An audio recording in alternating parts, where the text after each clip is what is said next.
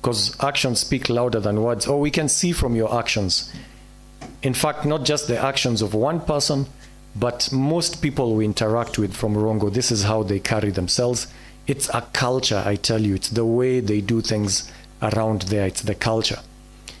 If you get there, everything is set. So now we come to the first part of the talk. How will you build that culture?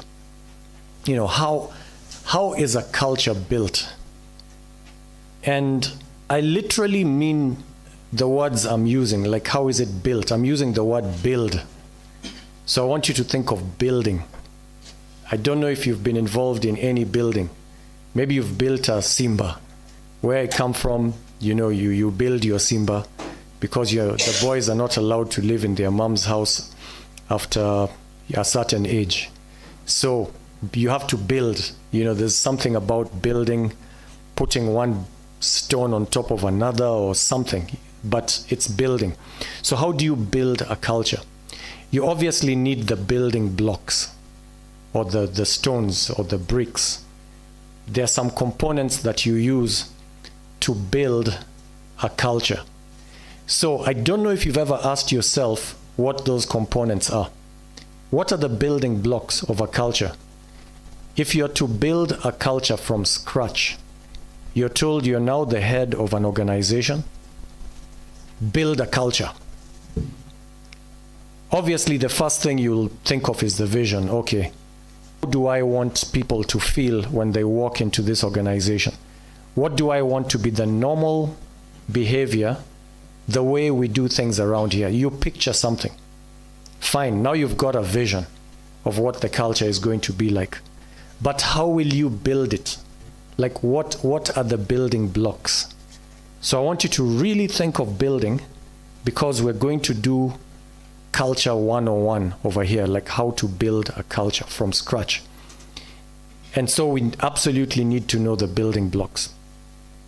Now, this is my own idea. I think I'm right, but I can't give you any citation. But I think of values as the building blocks of culture. So what are the building blocks? Values.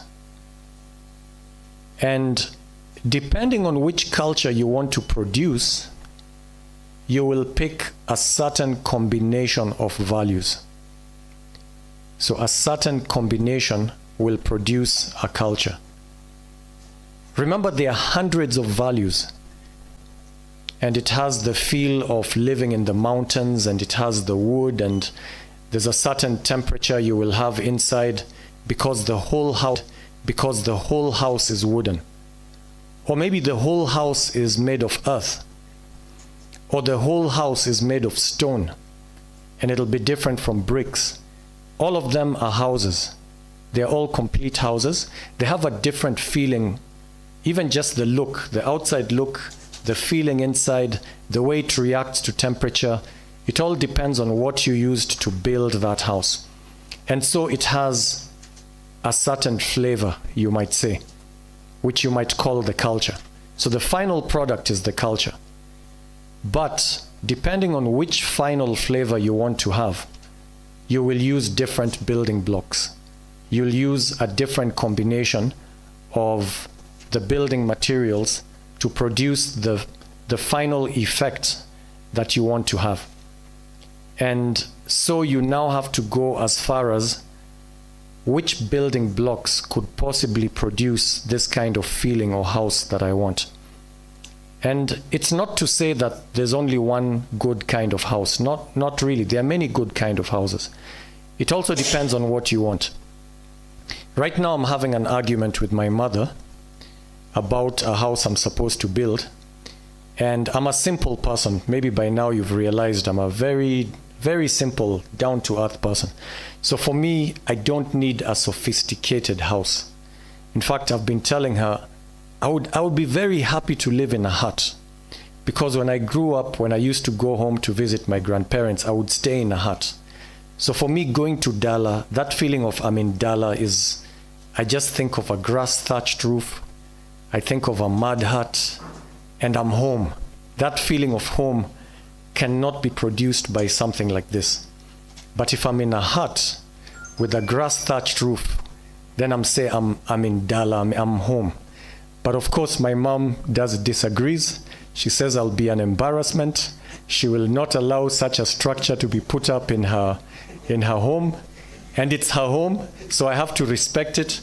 So right now, you might say we are on a truce, where she wants a certain kind of home, but I'm telling her that kind of home costs a lot of money, Mom. So I have to save, and the cost of cement and everything has gone up. So we're still having the discussion. I think she will win the battle. Actually, there's no way I can win this one. So as a son, I just have to save the money and build the kind of thing she wants in her home. That's fine. But you get the idea that depending on which feeling you want to have, you will use different building materials. And so the building blocks will be different. And there's no such thing as a good or a bad. I mean, there are different kinds of houses, and they're all good according to what you're looking for. So in my case, I want the authentic feel of going back to the village. And that for me is my definition of good. And I can make it elegant. I can make it such a good makuti, I can add some innovation, but still it has that authentic African touch that I'm looking for. And it'll be nice. It won't be a stone house, but, Anyway, those are my dreams. So let me now get even more practical to organizations. Let's look at two great organizations. Let's look two great educational institutions. So one is Strathmore, but the other one is Starehe. I'm sure there's nobody in this room who's not heard of Starehe, because Starehe is an amazing educational institution. So now we compare the two. Are they excellent? Yes, definitely. So you'll get somebody who studied in Strathmore and somebody who studied in Starehe. And those are two fine individuals. They do excellent work. You'll associate someone who went to Strathmore with someone who can do a good job.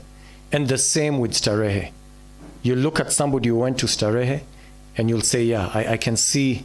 I mean, they're good. They're good at what they do. They're intelligent. They're hardworking. They have all those things, which you'll also find in a Strathmore person. And yet there'll be a difference when you walk into both institutions. And the difference, according to me, again, I can't cite anyone. This is my own personal observation. I think because the founder of Starehe, Griffin, had a military type background. He's one of the people who started the National Youth Service. He was a director of NYS. For those like me who have gone to NYS and graduated at Gilgil, we've been through the military force camp experience, and all that is Griffin. So obviously he brings that to the educational institution that he started. So there's a military type discipline when you go to Starehe. So they are very respectful, but the military type of respect, like, yes, sir. They'll sort of stand erect. You see a teacher, you'll stand up, yes, sir, yes, ma'am. And, the teacher passes. And it's beautiful. It's what you see in the military, what all of us associate and respect to the military. Now you'll come to Strathmore, then you won't see the, yes, sir, you'll just see someone coming, hey, good morning, Prof, how are you? How was your weekend? And then if you come from a different background, you might say, this is rude. How dare you greet a whole professor as if he's your age mate? Like, who asked you? Like, how dare you, And in fact, people who don't know Strathmore, when they come the first time, they think these students are rude. Then they realize, no, they're just friendly. Like, who said you can't say good morning to a professor? Like, actually, where is it written? Where is it written that you can't ask a professor, I hope you had a good weekend? Like, why should that be a problem? So now it's a different culture. You begin to notice the difference. So the difference is that in Strathmore, you'll also get respect, but it'll be more relaxed. It's not the regimental military type discipline. It's a discipline where They know where their limits are and how they should carry themselves and what they should deliver as a student to a professor. But at the same time, they realize that some of the differences that you see in other places don't apply here. That after all, you're just a human like me, and you had a weekend just like me, and I can ask you about it. In fact, they might even dare to ask you or to tease you and say, I'm so sorry about what happened with your team. I know you're a Man United fan. I wish you a happy rest of the week. And I'll tell the student, don't even talk to me. Just go away, go away. I don't even want to see you. And it's just banter. It's just people who like football teasing each other. And it's okay for the student to know that my team lost, because I can do the same to him. I can come and tell him, so what were you telling me last week? And it's fine. It's okay. It's just a different style. It's the way we do things around here. So now what's driving the difference between them? So in Starehe, it might be that discipline, that military discipline value that they hold. They'll sort of look at the military as the exemplar of where we want to get to. We want to reach this level of excellence and discipline. And that's the role model that they're looking at. Then for us, we're looking at a different kind of role model. In fact, in our case, the value that it's the only value where we've put two values in one. So even though we claim to have 8 values in Strathmore, one of them has 2 in one. So we call it freedom and responsibility. So we don't just say freedom, or we don't just say responsibility. We say freedom and responsibility, as if it's one value. Because we are signaling that the kind of freedom we advocate for is not the kind of freedom you might call license. You can do whatever you want.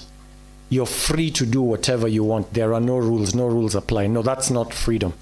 For us, that's what you call license, which is a bad word. It means anything goes. That's not what we're saying. So we're saying you're free, but you have to use your freedom responsibly. So you're free, but you can't just trespass on other people's freedoms.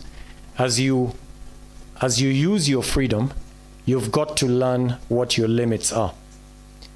And it's part of your education. And that's how you operate in real life. So even the way maybe they'll come and tease me about my football team, they'll know there's another person they can't tease about the team, because that person's limits are somewhere further away. So they'll know that one, you don't joke with him about his football team. This one, you can joke with him.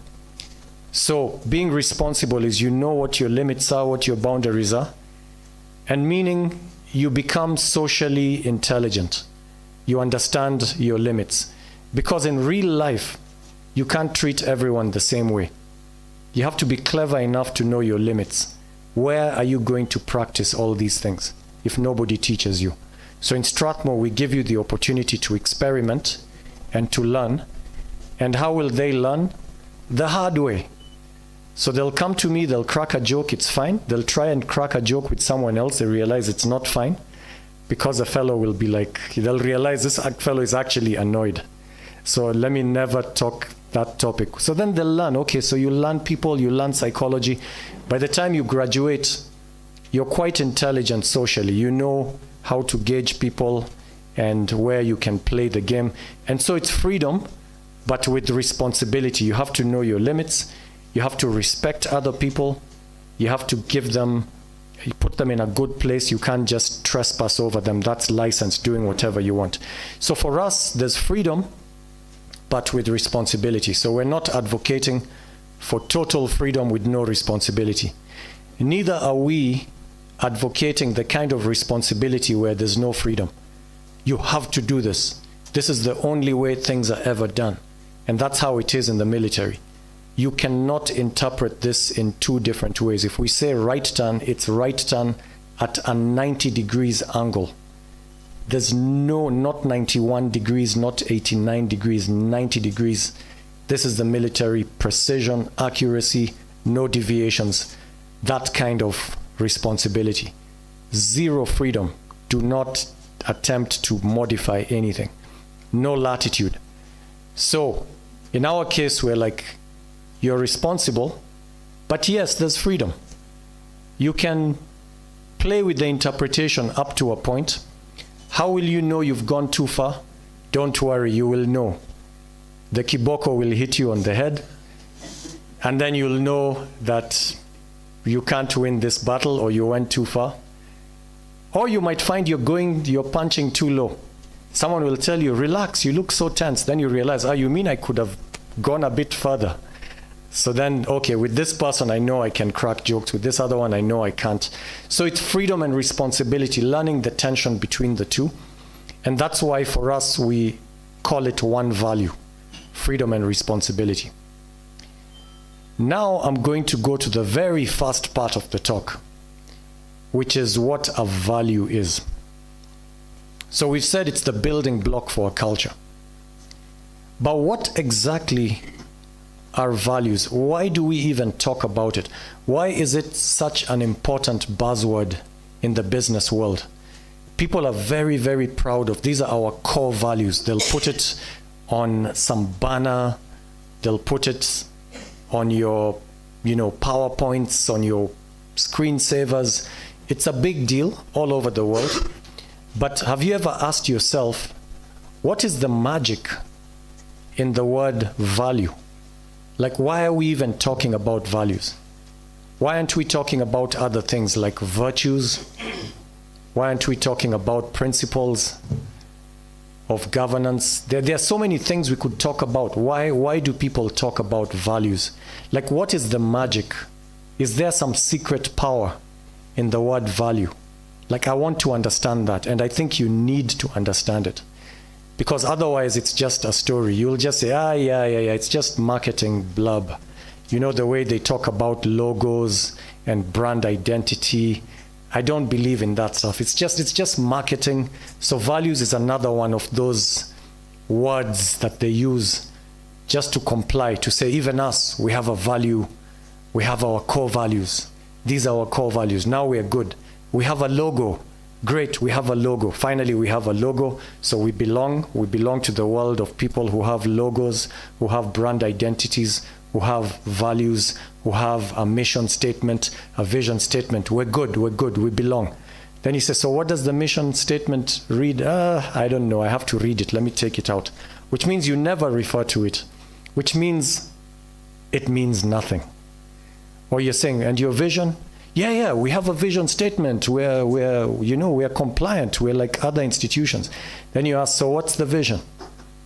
Say, well, I have to refer. Let me refer. Now, if I didn't ask you, it means you wouldn't have referred. So at what point are you following the vision? Like when? When do you ever follow the vision? If you don't know where you're going, basically when I ask about the vision, I'm asking you, where are you going? Then you're saying, I'm going somewhere really good. Like where? Oh, I need to refer. Let me refer to where I'm going. You don't do that. You know where, if you're going somewhere, you know where you're going. If you can't tell me where you're going, then you don't know where you're going. Although that's not true. You always know where you are going. Maybe you don't know where the institution is going. You're like, I don't care. I know where I'm going. I'm here to earn a salary and a promotion, and then I'll move to this and that. And so you know where you're going. But if someone asks you, where is Rongo going? You're like, I have to refer. Then you're not going where Rongo is going because you don't know. When I was coming here, I was constantly referring, okay, so now I'm heading south from Homa Bay. So where's the lake? No, it's behind me. I was thinking it's on my... So I was constantly orienting myself in order to, even just without the Google Maps, to picture how to get to Rongo. So I needed to see where I'm going. Otherwise, we'd never get here. And even 4 kilometers before here, the driver pulled over saying, I think we passed the turning. I told him, no, we didn't. My map says Rongo is still ahead. Then he says, but I always bring the sports teams to play somewhere here. He says, yeah, but I'm not going to the sports grounds. We're going to a place called Senate Chambers. Senate Chambers. And so it's definitely, and he's come here so many times because of sports, and Strathmore is really keen on sports. So we've come to Rongo before, but he knows the sports grounds. But at least we were following a map. We knew where we were going. If you don't know, if you can't tell me immediately, then it means you're not headed there. You might even think, I know I'm generally headed there. No, you don't know where you're going. So eventually, all these things become words. We have a logo, we have a motto, we have a mission statement, we have a vision statement, and we have our core values. Then we ask, what are the core values? Let me refer. It means nothing. I mean, let's just accept it. But my question to you is, why do other people talk about it as if it means something?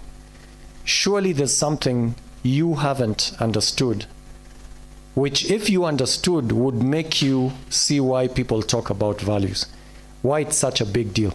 So that's what I'm inviting you to do right now. Ask yourself, what is the magic in this word values that makes people talk about it so much? Like today, I want to actually understand it, and I'll help you to understand it. I hope the Dean for Education is enjoying this, the teaching, using the what do we call the teaching? The pedagogy. So I'm using this pedagogical style of, before I give you the definition, I invite you to define it for yourself. Because if you don't do it, then you won't learn. Unless there's a question mark in your head, unless there's a placeholder, like a temporary definition, then there's no chance of learning. For you to learn, you have to be curious. Hopefully, I've built up the curiosity right now. And I understand you're not coming from a vacuum. You must know something about values for sure. So I want you to come from there. I want you to articulate it to yourself. You're not telling anyone this, but I want you to just pause for a few seconds and ask yourself, when all is said and done, what do I think a value is? Because maybe I might learn something today. Maybe my definition is spot on. Maybe it needs an adjustment. Maybe when I adjust it, I will finally see the magic. But for me to see the magic, I have to come from somewhere. So you move from the known to the unknown, correct? It's all pedagogy. We're all teachers here. We're all teaching in one form or another. Even if you're an administrator, you are working in an educational institution. You are constantly teaching. Even the way you do your work and people walk into your office and the way you serve them is an example of how they should serve other people. You are a teacher, whether you like it or not. Once you're in Rongo University, everyone is a teacher. And so you move from the known to the unknown. For sure, you have some rough idea what a value is. So, since I've been speaking, I'll give you actually 30 seconds to articulate it to yourself. If you're writing, feel free to write it, and then you'll compare with my definition. So I'll give you the 30 seconds now.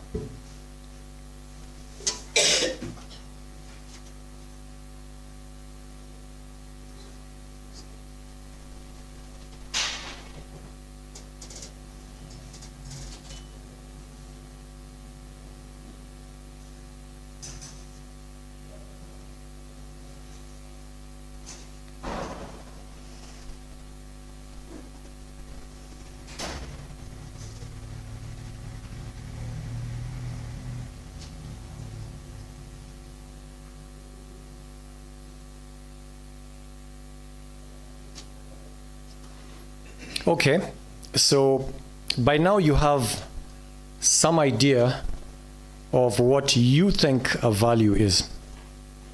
And if I was to ask you what kind of a thing is a value? So that's a philosophical question. I know we have a philosopher here. So he's nodding in approval. Yes, please tell them. So what kind of a being or a thing or a category is a value? The way, I'd say, a phone. What is a phone? Then you might say, well, it's a device. So you'll start with the general, the genus. I know you people are also into science, so now Prof. Gudu is beginning to nod. He's also saying, tell them, Vincent, genus, species, specific difference, tell them. How else will they define anything? So what's the genus? Like, what is the general kind of thing? So a phone it's a device. What is a value? So this is a device, but obviously a device does something. Now you start getting to the specific difference, to the species. It could be a device that facilitates communication through voice, through text. There are so many different ways. In the past, it was mostly a telephone. Nowadays, it's mostly like a smartphone, which is doing more of data than of voice. I'm sure by now most of you use your phones 90% for data and maybe 10% for voice. You compare how many times you actually talk to someone on your phone in a day compared to how many times you look at your phone and you respond and you do something. Maybe 90% is too low. Maybe it's 99%. So anyway, so it's a device that facilitates communication over the medium of, voice, text. I mean, you can keep getting more and more specific. So what is a value? Like the grand thing, like what kind of a thing is a value? Now, if you ask me, and the way you act or behave. So a value is a belief that is so deep that it actually controls the way you think, the way you feel, and the way you behave or the way you act. That for me is what a value is. If you ask different people, I used to be an economist, so I joke with some of my students. I say, when they tell me I'm doing financial economics, then I'll say I'm a recovering economist or I'm a recovering financial economist. And they're like, why recovering? Why did you give up? So anyway, we joke about that. But the economists might tell you, a value is something that you hold dear. It's something that is important to you. It's of great significance to you. And I'm not going to argue with the economists because, like I said, I'm a recovering economist. It was my first love in academia, but I realized I'm more interested in people not as an aggregate, but as individuals. So instead of what will a whole country decide if we do this, how will they behave? Will prices go up or down? I'm more interested in what is going on in the head of Owino, Kamau, what is going on in Wanjiku's head? That's what I'm interested in. So an economist might say, no, a value is something that is important to you. And I kind of agree with that. So for me, that deep belief is about something important to you. So I'll incorporate the economist's angle there. So it's a deep belief about something important to you. It's a belief that is so deep that it controls the way you think, the way you feel, and the way you act. Let's look at the way you think. So meaning how you make your judgments. So you hear that some people from I don't know where used a very clever way of engineering the IT system such that they get like 0.5% of every transaction and no one notices, and then they become rich. So you hear about that. So I've just made a statement. And the sort of transactions we're talking about are running in the millions and billions. So within a year, these people will have a few hundred million just by shaving off like 0.5% of, these transactions, just because they were so clever at how they would grab some of this money. So you've heard me make a statement.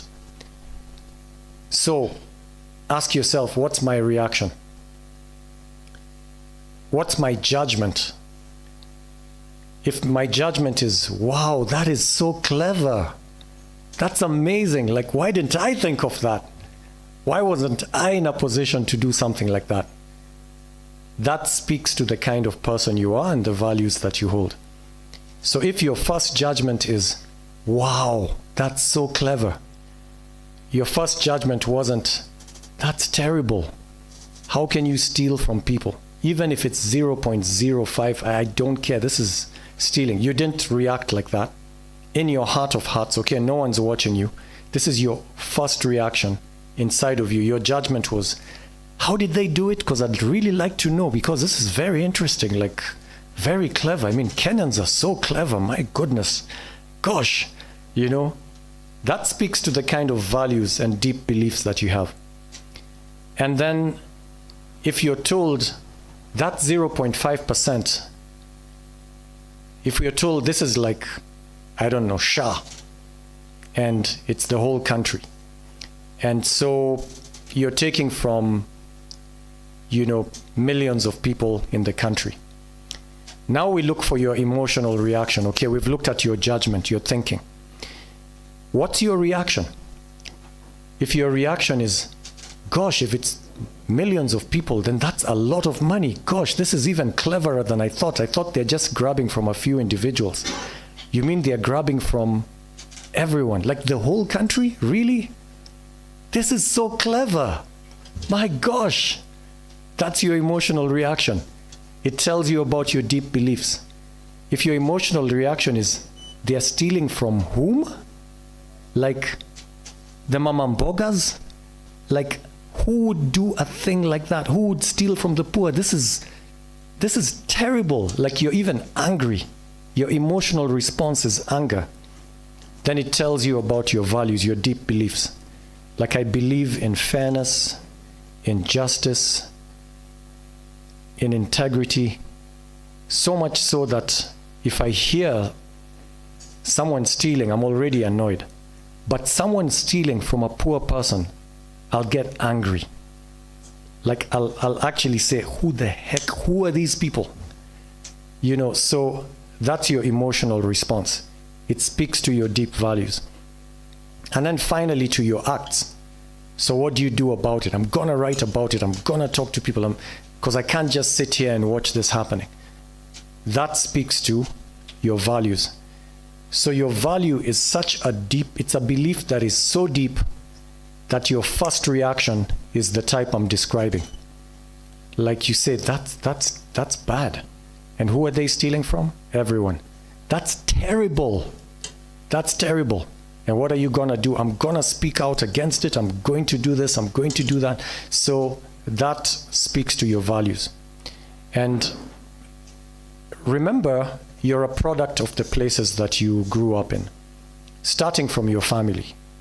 Then maybe the community, the church, the schools you went to, the mentors you had, they all influence you. And one of my best examples is from somebody I was in school with. He's a Ugandan. And very bright guy, but also full of life, can be a bit naughty every now and then when we were in school. So he told me that there's a day when he was really naughty at home. So naughty that, in fact, just sleep. I don't want to see you. No dinner for you. Because you can't do this in this house. And then the dad just said, no, we can't do that. Because they come from a family called Mboas. So he said, never has it been known that a Mboa goes to bed hungry. And the dad is watching, like, what would my grandparents say? What would my father say if I sent a child of mine to bed hungry? Like, no matter what he's done, we Mboas feed our children. I will beat the hell out of him tomorrow. Guaranteed. He's going to be punished. But this is not one of the punishments that is included in our rule book as the Mboas, because never has it been known for a Mboa to send a child of theirs hungry. Like, we don't do that. And the dad was adamant, because it was a deep belief. He felt as if the ancestors will rise and protest. Like, you sent one of us hungry to bed? It doesn't matter what he did. This doesn't happen in this family. This is just simply not done. Our values do not allow us to do such a thing. So the dad defended him, but he was given hell the next day. In fact, he was wishing the dad had just let him be punished by missing dinner, then everyone forgets the next day. But it also stuck in his mind that I belong to a family that has traditions. Until today, he's proud. He stands forward. He owns a company, a tech company, and he's always proud, like, I'm Mboa. So when he says that, of course it's with a lot of pride because he knows it comes with traditions, values. This is how we Mboas carry ourselves. It's a culture built by the Mboa values. And so for me, I just loved it. Like, never, like a Mboa can't do that. So depending on where you were brought up and the values there, you'll react differently in different situations. So let's say now you walk out of Rongo campus. You're heading towards one of the shopping centers. Maybe you're going to the learning center. I saw a Rongo town learning center. So you're heading there. Then you see someone lying on the side of the road. Okay, what's your reaction? So maybe you're like, probably another drunkard. These people should stop drinking. Anyway, none of my business. So you've concluded, you've done nothing. Maybe it's where you've been raised or whatever values you have. But someone else will say, what would my mom say if she realized I walked past somebody who might be in need? Like she would say, did I raise you in this home? Did you actually grow up? Are you my son? I can't even recognize you. Are you my daughter? How dare you walk past? So you just picture your mom and you're like, okay, let me not argue with my mom. Let me just stop and check if it really is a drunkard. Then you check, and if it's a drunkard, you're like, okay, But then you realize, wait, the person is bleeding. There was an accident. It's a hit and run. Now what do? Maybe there's a crowd there. You're like, there's a crowd. No, the crowds, no one does anything. Unless one person who's a leader stands and says, let's do something. And I've done this many times, okay? So this is not a theoretical thing, including finding dead people. So I've done this and taken people to hospital, and because I'll always stop. I'll just say, wait, somebody might need me here. Why? Because that's how my parents raised me. Like, you can't be indifferent to a fellow human being. And it's a deep belief. And if I don't do it, it will haunt me. It will terrorize me. I will not be at peace because it's a deep belief. It'll keep telling you, you betrayed a core value that belongs to our family. Like, you can't do this. So think about the origin of your core values, where they come from, your family, your religion, the community, the mentors you had, the places you studied, and they are part of you. Now you can be, because you're adults now, you can be intentional about which values you declare as your core values. So later on, today, tomorrow, reflect. What are the things, and now the economics can come in, which are the things that are most important to me as a person? Like, never should it be said that I behaved in this way. Now, which value would drive such behavior? Then you articulate it. So let's say you ran away from some difficulty. You're like, that's cowardice. So I want courage as one of my values. Like, I am not afraid. However hard it is, no matter what the consequences to me, I will be courageous. And that can be a core value. Or integrity, the truth. I have this saying which you all have heard, the truth shall set you free. If you decide that truth or integrity is a core value for you, that's a tough one. That's a really tough one. Because I'm not joking about always aligning to the truth. Imagine you decide today that I will always align with the truth and I will not be afraid. Then it means you're ready to take the consequences of always being truthful. That's hard. So someone asks you, hey, that assignment that Prof. Gudu gave you, so where have you reached? Like, 70% done. I think in another 3 days I should be done. Meantime, you're like, which project? Which? He gave me a project. Ebu, let me check my email. Let me confirm. Oh my gosh, I don't even know how I'll deliver in the next 3 days. You're not truthful. Now, what if you decided, no, this is a core value. I have to be truthful. So what will you do?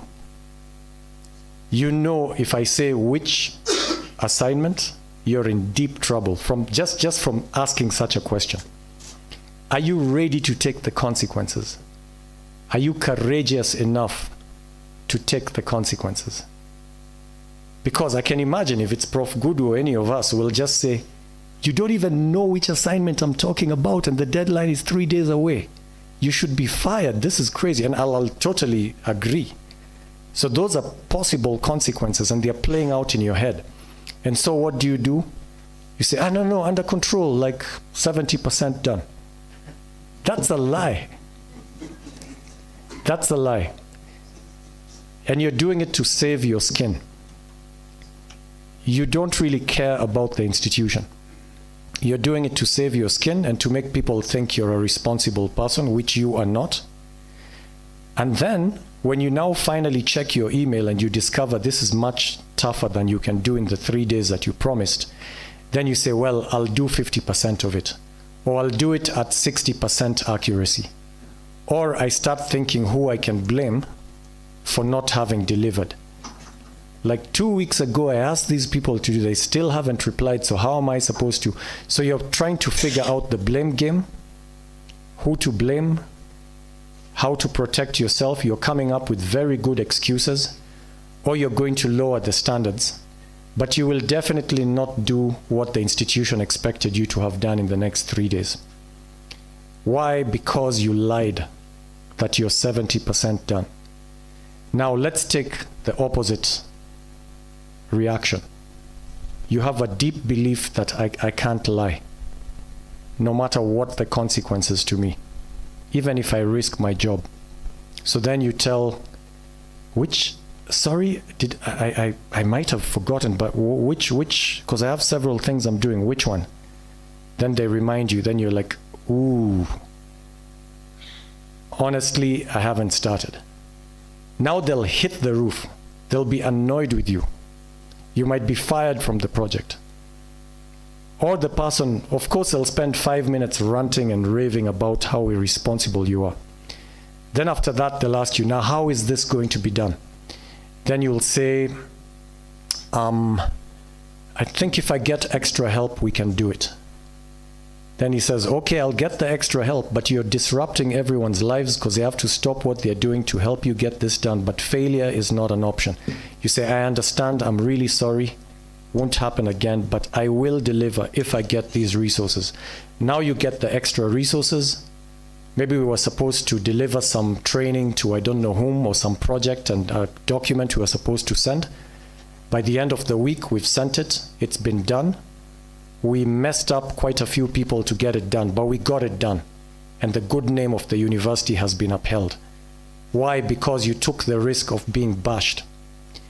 If you didn't take the risk, then in a few days' time, we don't deliver the report on time, or we deliver a terrible report that speaks of lack of professionalism and it reflects badly on the institution. But it's your lack of professionalism that is now being reflected as the institution's lack of professionalism because you are not courageous enough to try and save the institution. You valued yourself more than the institution. And so the institution got messed up. Or you had pretty good excuses in which you're blaming other people who are now in a terrible state because they are suddenly being blamed for your lack of professionalism, your negligence. And that'll break the teamwork because everyone thinks, this is how the game is played. Even I will look for ways of shooting you and bringing you down. Then you destroy the teamwork in the institution because you don't live up to the value of truthfulness and integrity and courage. You're just messing everything up. But if you decided to say the truth, you will save the institution because the institution will not want to fail and they'll do whatever it takes to succeed. And you will be punished, which is fine because you deserve it, right? I mean, actions have consequences. This is what you tell your children. If you do this, this will happen to you. Why should you be exempt? So take it like, I was taught to say like a man, but I have to be respectful to the women as well. But take the punishment. Take it. You deserve it, right? So say, yeah, I deserve it. How will you learn? By taking the punishment. You will never do that again. You'll never make a mistake like that again because the punishment was so harsh that you will just think twice before you're negligent again. So you will be better. What if you're fired? It's okay. That's what I deserved. Maybe they were too harsh to fire me, but I should have known that they're harsh people I'm dealing with, so I shouldn't play with fire, and I played with fire, and this is what you get when you play with fire. It's a rule of life. I've now learned the lesson. Wherever you go after that, you will be better, bigger. And one thing, even though you were negligent, one thing they cannot accuse you of is being untruthful. That one no one can accuse you of. And they will respect your courage. Like, who does that? Who actually digs their own grave, as we are watching? And this person had the courage to do it. And they'll remember. And if they're looking for someone they can trust, you're number one. And there's a high chance you will not be fired. Of course you will be scolded, but you will not be fired, most likely. In which case you will be better than before. And now they can trust you because you've earned it. And now those values that you have will be the currency that you use. This is your best CV. This is a man or woman of principle. When they say they'll do this, they will. You can take it to the bank, like guaranteed. This is a fellow who's ready to die to defend their values, ready to lose their job. They don't care. The biggest thing they fear is to tell a lie. That's an example of one of the hardest values that I can think of to live. So if you have the courage to name it as one of your core values, I warn you, it's hard. It's really hard. I've named it as one of mine, and I can tell you how hard it is. So before you take it, don't take it as a joke. Only take it if you're serious, and be ready to face any consequence.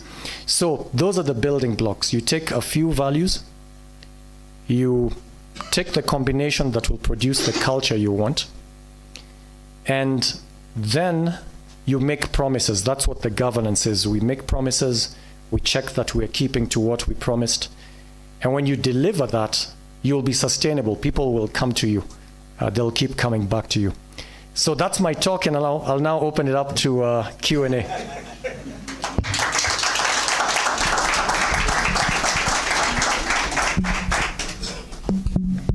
Thank you so much, Dr. Vincent Ogutu. We agree that was a moving lecture, do we? Yes. Many a times we are used to seeing the slides being scrolled down and we see definition of value.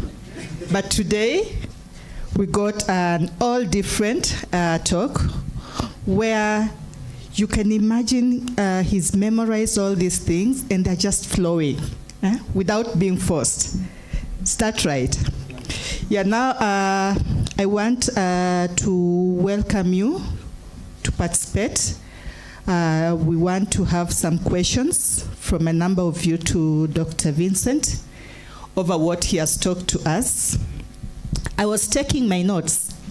I'm not like him, so I'll refer. It's good to refer. But don't say I don't know where I'm going. Yeah, and one of the things he was saying, when people look at you, what do they see that can make them want to be associated with you? When people look at you, do they see that elegance? Do they see that happiness? Do they see that willingness to invite and attract them to Rongo University? I welcome questions from members. If you have a question. Prof has one. Yes, I'm trying to ignore Both the hands in front and start from the back. That tells question? You have values. We have one. Any other person who is interested too?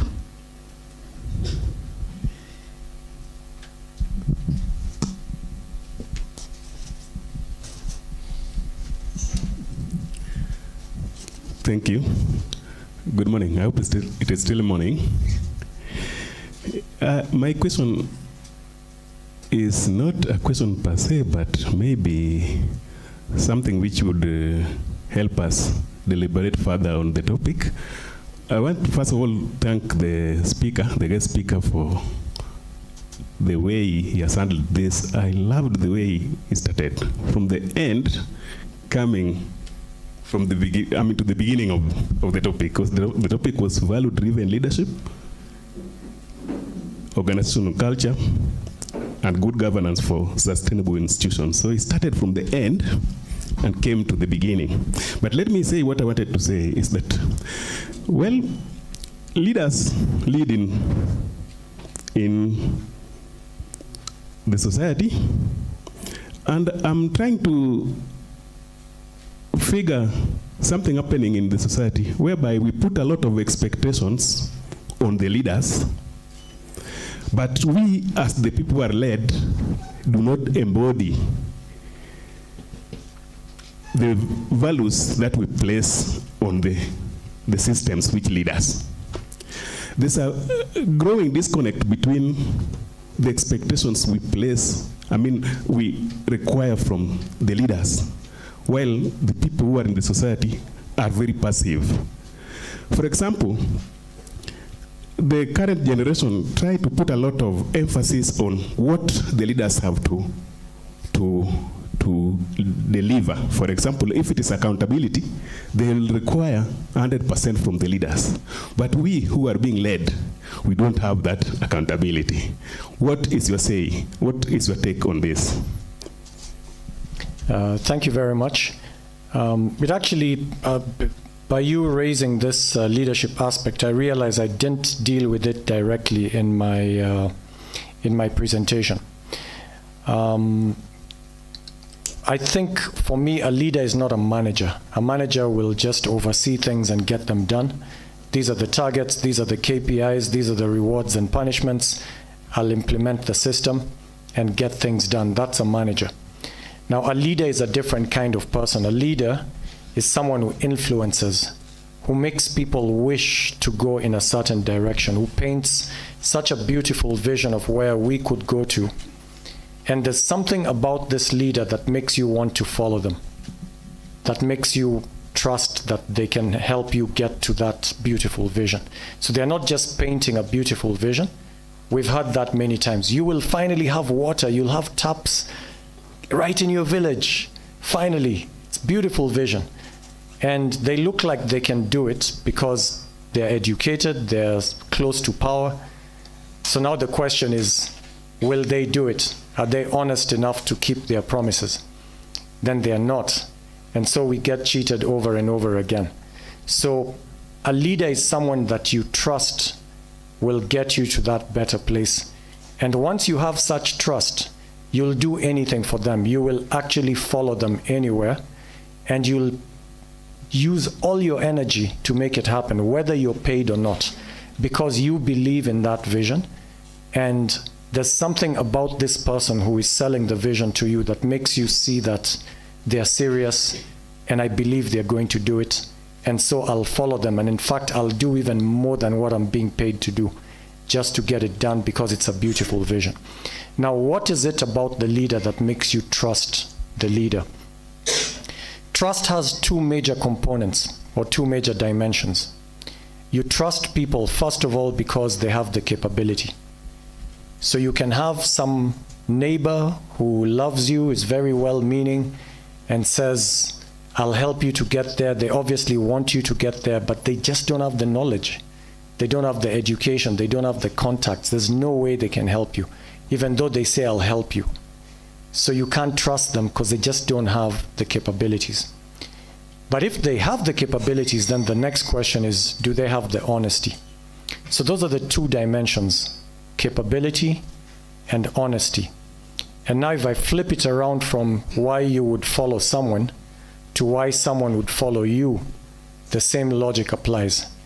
Do I project the image of a competent person? Like, I know what I'm talking about. I've got that experience. You've seen what I've done in this place, that place.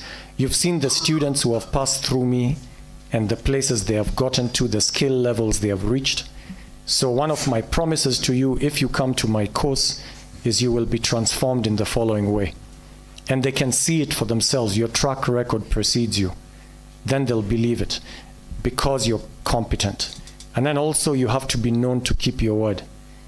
If you said, I'm going to do this, if you do this, then you don't, then they stop trusting you. So you have to keep your word, both for the good and the bad.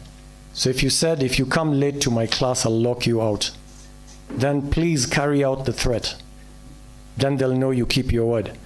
Or if you say, if you do this, then I'll give you this reward. So for instance, when I was teaching a business class an undergrad business class at Rutgers in New Jersey, so I gave them group work. Why did I give them group work? Because I wanted them to learn team dynamics, and I also wanted them to make presentations so that they learn public speaking. And then I told them, public speaking, 70% of being a good speaker is you're loud enough to be heard. Otherwise, why are you speaking if we can't hear you? That's number one. Then number two is you look at the people that you're talking to. If you're just reading your notes, then you're not speaking to us, you're reading something. So if you can do those two things, you can look at the people that you're talking to and you speak loud enough, then in my group work presentation, out of 20 marks, I'll give you 10 for content and what you're doing. 10 is for public speaking because it's one of the deliverables I want to give you if you come to my class. And out of that 10, I guarantee you 70% if I can hear you from the back and your face is looking up most of the time. Those are the only two things you need to do to get the 70%. Now, if you want to get 10%, the other 10, then now you have to do all the other things I associate with good public speaking, using gestures, varying your voice, pausing, using humor, special effects, if you want to get the 10 out of 10. But you can all get 7 out of 10 if you just do these two things. So you see, I promise and I deliver. And most of them learned something and they became 70% better than the average person just from attending that business class. And it has nothing to do with business. It's just my promise to them. If you come to my class, these are some of the benefits you will get. So deliver on your promises, and then you will have that, you'll meet that second dimension of I'm always honest, I keep my word. And then people will follow you, you'll be a leader. So values-driven leadership is about you living the values that you're trying to pass on to others. You don't have to be perfect. The fact that you're on the journey, seriously on the journey, gives you the moral authority to push others to do it. So let's say it's about being punctual, and you say, I will try to always be punctual. You won't do it automatically because you've not been punctual all along. It's a new learning curve. But the fact that you're trying, you used to be 1 hour late, now you're half an hour late, now you're 15 minutes late, now you're 5 minutes late, now you're late maybe half the time, then you start being late only 30%. They can see you on an upward trajectory. So you can actually talk to someone who's doing nothing and tell them, why aren't you making an effort? You have the moral authority because you're trying. So you don't have to be perfect to have the moral authority. You have to be seen to be sincerely trying for you to have the moral authority. So thanks for bringing up the leadership aspect. Dr. Ari, in his lecture, he was giving us an example of a family, the Mboyas, and the dad could not allow. The father could not allow the son to go and sleep hungry. Allow me to apologize and bring to a halt a bit the question session. And say, I don't know how we can call it. Is it Rongorians or us? How do we refer to it? Us Rongo. He gave us a very good lecture. You can use it. We just want to appreciate him before we continue with the question and answer session for the good lecture that he gave us. When we appreciate it, we'll even sink more. And I want to pick on one of us who will know how to appreciate him in a better way than I can do, than ordinarily just clapping. And I'm looking at that one who is looking, putting his face down so that I don't pick on him. Dr. Halili, please just appreciate our guest for us. We do it this way, right? I know your hands have been doing other things, all that, so we warm. Warm? I'm not feeling the warm. unless we strike one. Thank you, thank you. We continue with the questions. I would allow 3 more questions at a go, then we can give our speaker time to respond to the 3 questions. We had Jerry Opande, then we have Winnie. Eh? Yes, and Dr. Sibori is looking at me and like, why do you want to give Dr. Nino? We'll go with Dr. Nino first, then we'll give you an opportunity. Thank you so much, Madam. Daktari, thanks for the good presentation. I wanted to maybe just ask to the audience, or maybe to get more information, that because you indicated that culture in any organization is key to drive the agenda of the different institutions. And I don't know, when I was coming in, I met, I believe it's your driver. And when you look at the driver and also you look at the daktari, they are more or less the same. So I was like, is this the visitor? Or so I don't know whether that is also a culture of Strathmore, that people must look the same. Anyway, my question was, at what point is an organization, should an organization be identified with its culture? At what point are we as Rongo? What is our culture? Maybe. At what point is an organization identifying itself with its culture? And again, you talked about governance. And what you said about governance is telling us this and delivering the other. I don't know whether I captured it right. If I'm wrong, maybe you'll correct me. My question is, does governance involve both the leadership and the subordinate? At what point are we talking about governance? Is it that when the subordinate gets instructions from the leadership, or both of them say this and do this? Not that the leadership say this and do other, or the subordinate say this and do the other. At what point? Thank you. Thank you. Just pass it to the next speaker, Winnie.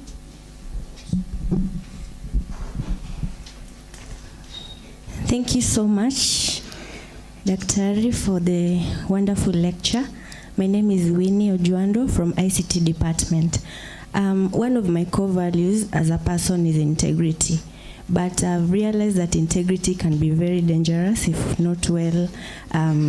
So I would really love to know, how do you balance so that it doesn't burn you as a person?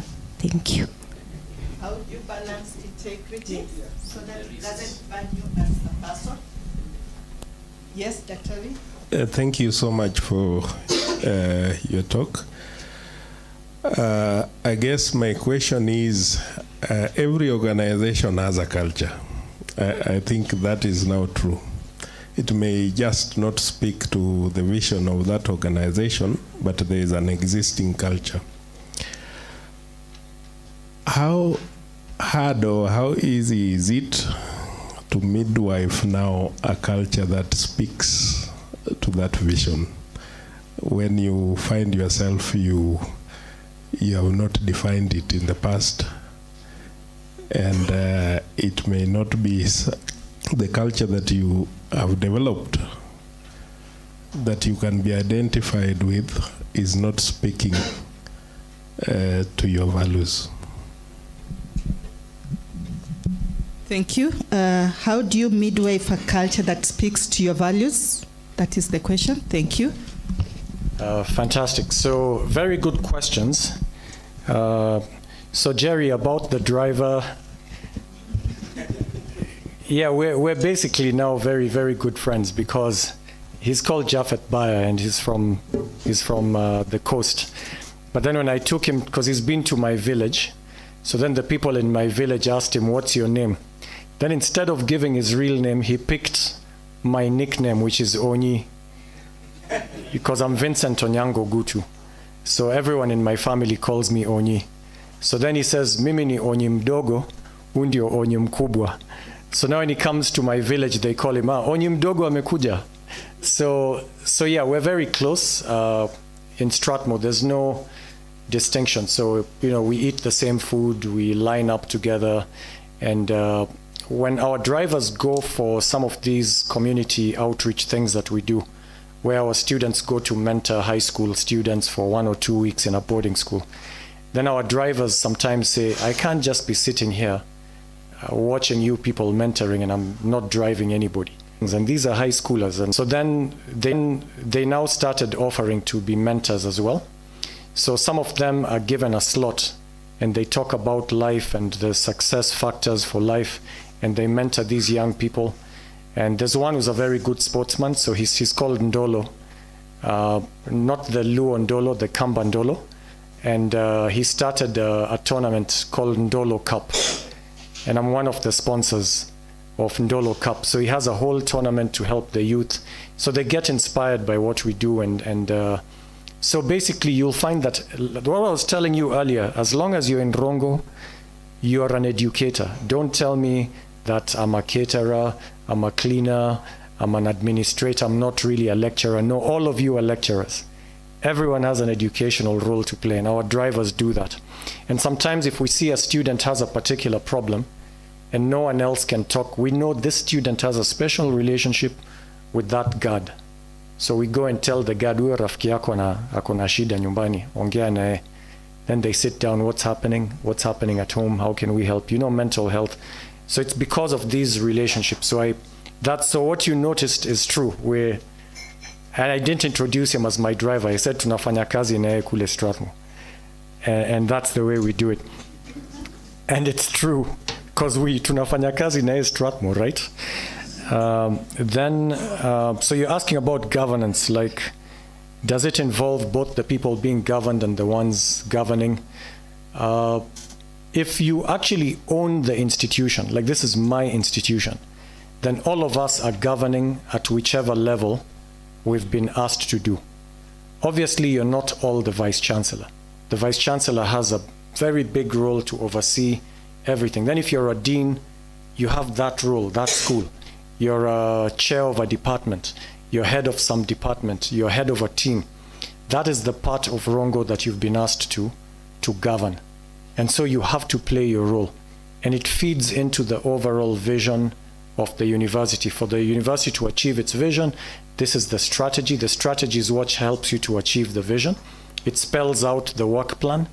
It allocates the resources. And then it puts people in charge. Who will do this? So whenever you have a role, it's a governance role. So all of you have to do it. And part of governance is being transparent. Like, this is what I expect you to do, and this is how I will support you, and I promise to deliver this kind of support. And then you have to. So if it's the management board, you said we'll give the schools these resources, you do everything possible to give it. If you can't, then be transparent. Just explain, we didn't get the capitation, so we have to go into survival mode. Try and look at the budget, revisit which are the parts that have to be done, which parts can we sacrifice, but we're in it together. So that conversation has to be there as well. And that trust, because they're not lying to me, but they're just using the money for other things. You can actually see the transparency and the will to make all of us succeed. And remember, at every level, you're governing that particular jurisdiction that has been given to you. And if we all do it, then Rongo succeeds. So that's how it is. So everyone has a piece to play in the governance story. Then for Winnie, you're saying integrity is admirable but can be dangerous. If you live it to the level that I'm describing, you could almost see yourself burning out. And so how do you balance that? Maybe it's because of just my temperament, or that's the way I was raised. But I really, really believe the truth will set you free. Like, I really believe that even in situations where it looks dangerous and the truth will kill me, I'm such a firm believer that it'll set me free. that I'd rather take the risk than not take the risk in order to save my neck. I'd rather risk my neck and say I might even lose my job. But one thing I'll know I'm walking away with is my integrity. They won't say that I lied or I covered up or whatever. I'll actually take the consequences. Now, if you have the guts to take the consequences of your actions, I guarantee you will be better. And you'll not just be better, but you will be outstanding. You'll be an uncommon human being, the type that is very rare to get. Maybe the few 10%. And people will notice it. And because of that, because of your exceptionalism, the fact that you're exceptional, you will rise. Maybe not in this place which has now punished you, but in the next place and the next and the next, and you will rise. So the truth will set you free. So don't be afraid of the truth. Be afraid of lies, because the lies will destroy you. You will save your neck today, but we will discover your true self, and then we'll stop trusting you. You won't be the go-to person, and that's it. But if you're the go-to person, even the people who fired you in the past will say, but that, Winnie was actually both honest and competent. Maybe we were a bit too harsh. And when they read your track record in all the other places you've gone to, if there's something that is mission critical, you need somebody you can trust with your life, they'll say, do we know anybody like that? Because it's so rare in this country of ours. So remember, in economics, this is my economics coming back, the more scarce something is, the greater its value. The harder it is to find an honest person, the more you're ready to pay to have an honest person. Like, this is something that I can only trust, like almost hardly anyone. Like, so if you find someone, you'll pay whatever price because it's mission critical. So you'll be one of the few who can be approached for such a mission because you protected the one thing that you should never let go of, and that's your integrity. So I really urge you to have the courage to do it. I can't give you proof.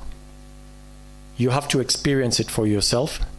So you have to take the hits and then have the long-term view. When you're taking the hits, you're in the middle of the pain. So you'll think, Dr. Ogutu lied to me. This was a terrible approach. I should have lied. But 1 month later, when everything is fine, 1 year later, you'll look back and say, I'm such a better person because I had the courage. I'm so glad I took the hit. So I can only tell you from my experience and the experience of people I know who've taken the risk, that the truth will set you free and make you bigger and better than you could ever imagine. So don't think you'll burn out. Take the risk of burning out for your integrity. That is the best way to cement that integrity. Because if you've done it once or twice, it actually gets easier. Because sometimes people use it like a threat. If you don't do this, then we will mess you up. Then you tell them, please go ahead. Now there's nothing they can do to you. They are powerless. They're used to instilling fear in people. If you don't do this, I will do this to you. Until they meet somebody who's fearless. Because a fellow will say, the only thing I fear is to do the wrong thing. And you're asking me to do the wrong thing. So, but I'm going to inflict this pain. It's okay, bring it on. I can take it. We might even kill you, fine, bring it on. You can't kill my soul, only God can kill my soul. So you become fearless, and once you become fearless, you're the dangerous one now. They're the ones who fear you. So I encourage you, just embrace integrity, take whatever risks it throws at you, and it'll get easier every time until it becomes a way of life. You're so used to taking risks that it's not a big deal anymore. It'll get to that point, I guarantee. Okay, then the last one, is it Dr. Amino? Anino. So you're saying every organization has a culture, whether they intentionally created it or not. There will be a way that you do things around here. After a while, it's called in mathematics regression to the mean. It'll reach a certain average and equilibrium, and that's the way we do things around here, whether it was intentional or not. So then you're asking, so how easy is it to midwife a culture that actually speaks to what you intended to achieve? Gosh, it's hard. It's not easy. It's not easy.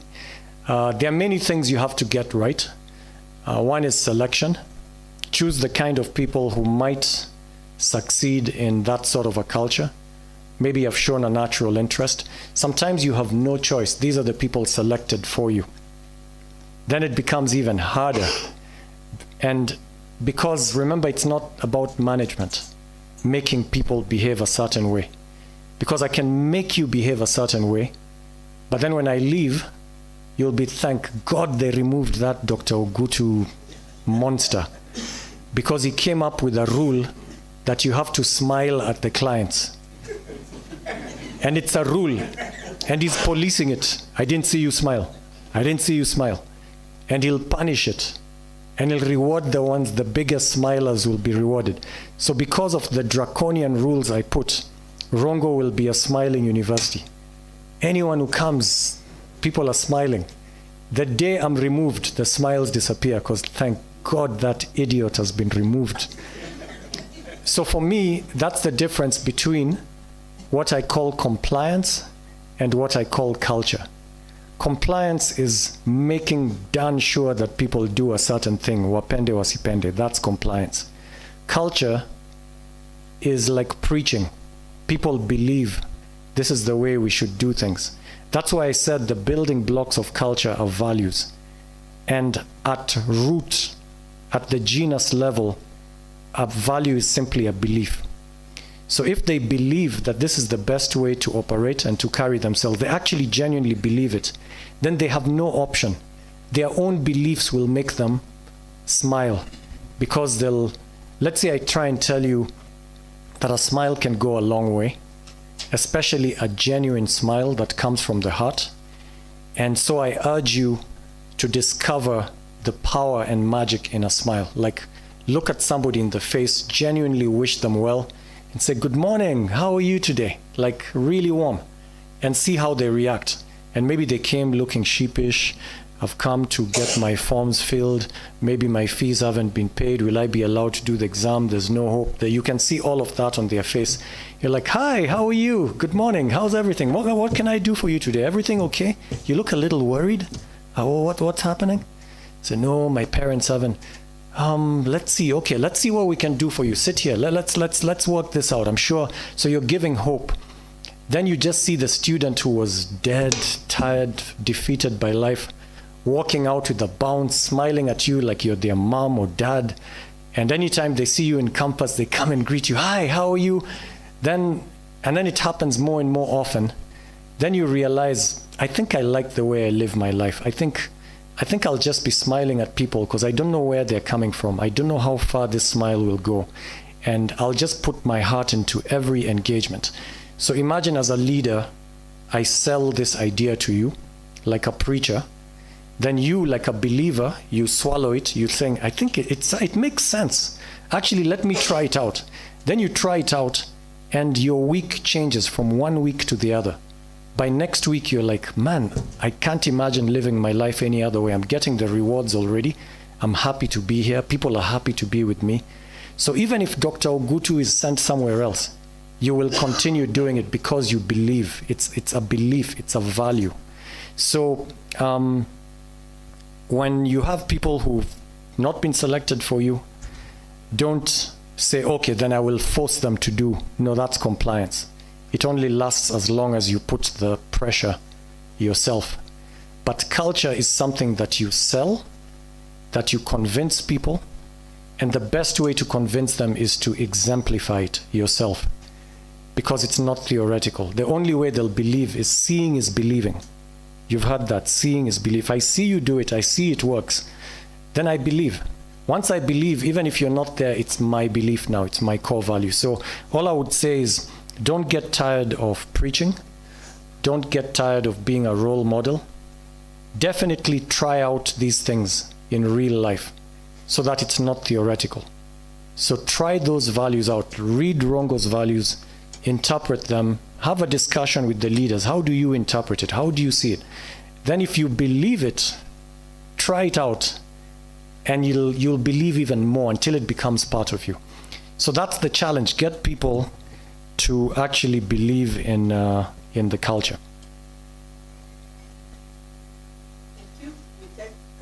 last round of questions.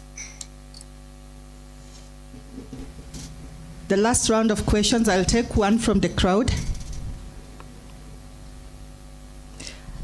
Yeah, one from you. Then we'll have our DVC ASA and our VC giving the last questions. Then we close the session for question and answer.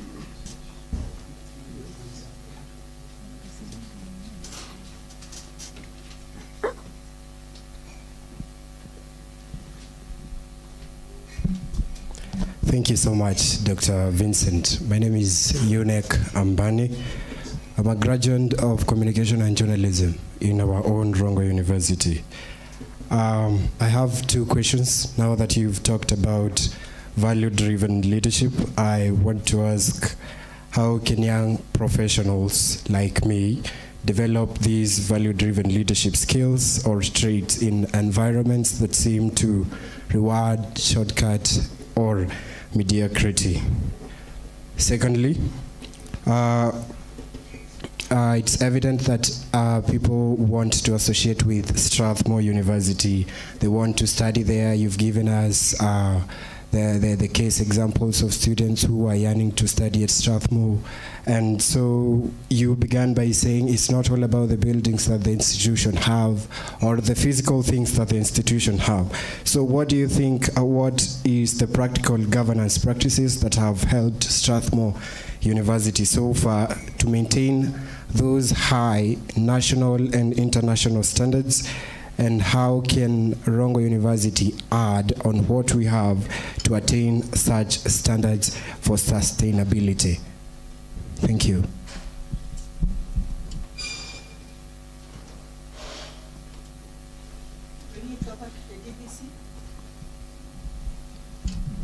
Thank you so much, Madam Kilwa, Registrar. Mine is just one straight question. You know, we are people, the way you have said values, beliefs, which I think, if you had asked me, I could have also said belief, deep beliefs. But you see, we come from different cultures. Plato, as he was preparing his students for any leadership, not anybody could be a leader. They went through some educational processes, and that processes was meant for purification of identifying who can be what. Now, given the education that we go through in Africa and in Kenya, and coming from different backgrounds and therefore belief systems, now we find ourselves together in an institution where we have the vision and the core values. And you see, I have my deep belief from like what you are telling us that you'll be happier in a Simba where you came from. That is deep in you. But you know, the reality is we must be in a community, sacrifice these individual belief systems for the common good, like Plato said. How would we reconcile this kind of different backgrounds of different individuals, different cultures, who are in the same institution which has the same vision?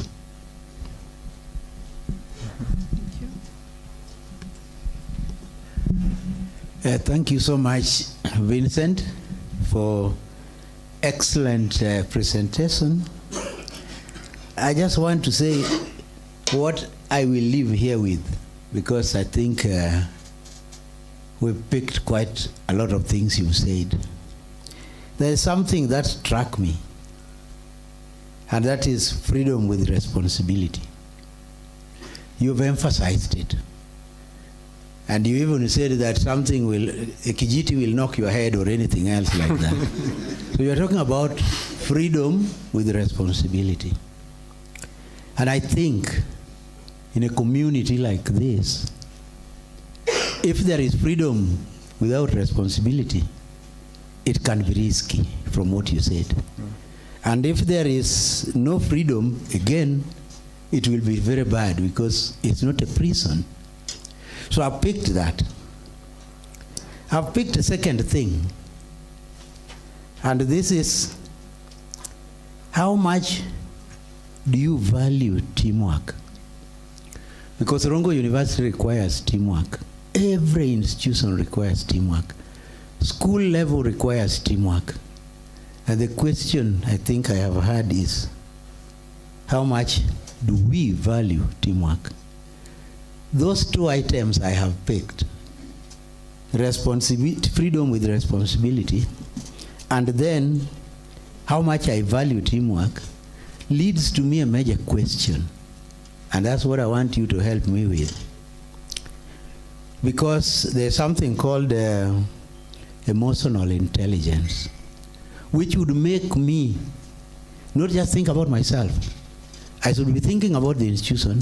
I should be thinking about my behavior, what I say, what I do, how is it going to affect the next person. So as somebody, as a student of social sciences and brilliant at that, is this emotional intelligence so common that we can infuse it even to the people who don't have it, so that they respect the teamwork, so that they respect freedom with responsibility? Because it looks to me emotional intelligence has something to do with it. Is it common? Is it something we can teach people? Or it is like a geneticist, it is encoded in the genes, and if you don't have that genes, then there's nothing we can do about you. Thank you. Dr. Ari, the floor is yours. Okay. Yeah, very good, very good. These are excellent questions, by the way. Excellent questions. So I'll start with UNEC. So you're an alumnus, which is fantastic, that you have alumni coming back to help in the university. That's always a good sign. If they want nothing to do with that place, I don't want to ever hear about them again. Thank God I've graduated and gone. That speaks to the kind of value that you're giving. If they can come back, then it's an endorsement. It means there's something you're doing well. So congratulations to all of you. I'm just happy to actually meet an alumnus of Rongo who is a proud alumnus in this group. So congratulations, you're doing something well here. So you've said that here I am talking about value-driven leadership, but then the Kenyan environment rewards the opposite. In fact, as you talk to your students about integrity, they are looking at you like, which planet are you from? Like, you're telling me to work hard and be honest so that I rise, you know, as I get better and better. Like nonsense. I want to retire at 30 and to have already a big house, big cars, everything at 30. And then you tell them, but that's ridiculous. You can't do that. He says, I know people who've done it and I know how they've done it. And it's not the way you're telling us to be. In fact, your system is a path to poverty and to lack of progress. And you need a good answer, right? Because they're looking at you and saying, we're actually driven by facts. You know, we are data-driven people. And the data is showing me these are the success factors. And yours, according to my prediction, I'll be just poor, like you. So, thank you very much. I'll answer the things you want to hear in the exam, but I don't believe it. Because it's not a belief. They don't believe it.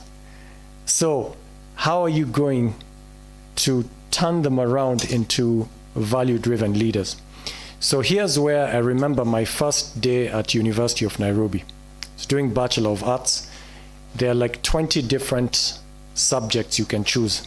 You're supposed to choose 3. And each department was advertising itself. So the most arrogant whom I went to actually were the economists. So they came and said, we all know which is the most prestigious course in Bachelor of Arts. You automatically get jobs when you finish. It's all about the money, isn't it? So who will give you the highest salary? It's us. So I have no points to make. The evidence speaks for itself. Choose economics and success is yours. And then he sits down. Then the French department comes up and says, I guarantee you anything you do, you add French, you double your salary. Even if you're just a gardener, but you're a gardener for the French embassy, for the Swiss embassy, for the Canadian, automatically, what are the chances of a gardener in Kenya knowing French? You're in a class of your own. So you add French and you double your money. So then I was like, hey, these people are interesting. So now the philosopher came. So now I was saying, okay, what are these? Because this is definitely the one course people are going to avoid, because it is not leading to any job. Like, what will this guy say? So then the philosopher came and said, I've been listening to my colleagues and how they are trying to win your hearts. And they are all talking about the money that they can give you and whether they can give you more or less money. Now, I'm going to take you a step further back. Why do you need the money? Have you asked yourself the question? You need the money because you think it'll give you access to certain goods and pleasures and everything. And that's what you're looking for.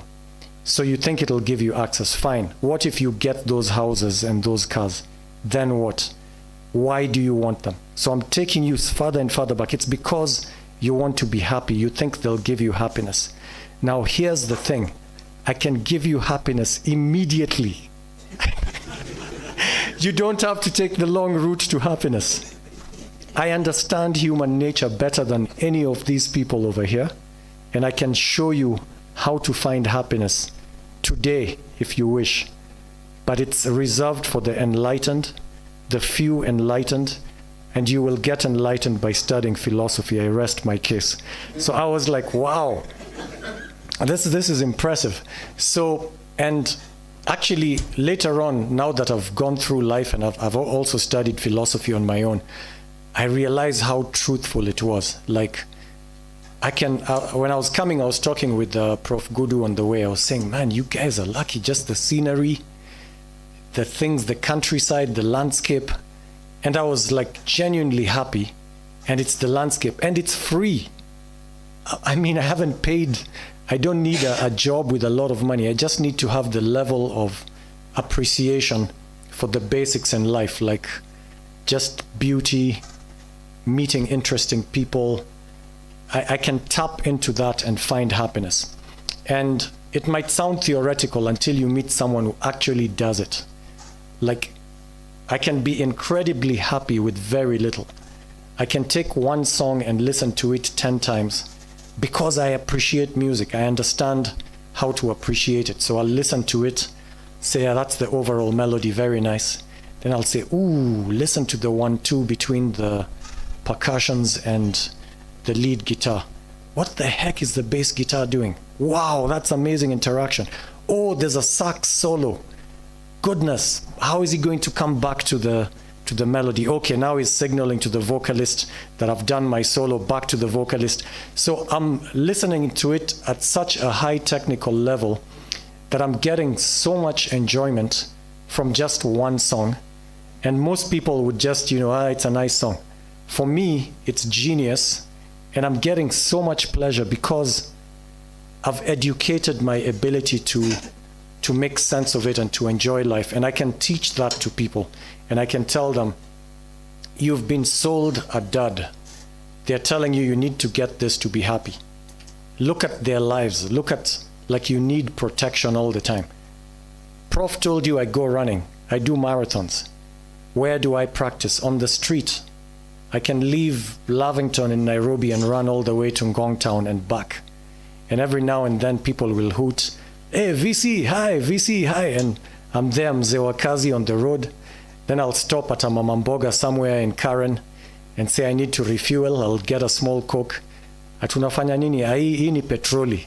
Unaenda wapi? Ngong. Hii ni petroli. Nikiwa na petroli naweza fika mahali popote. Then, so I do all these things. I'm happy.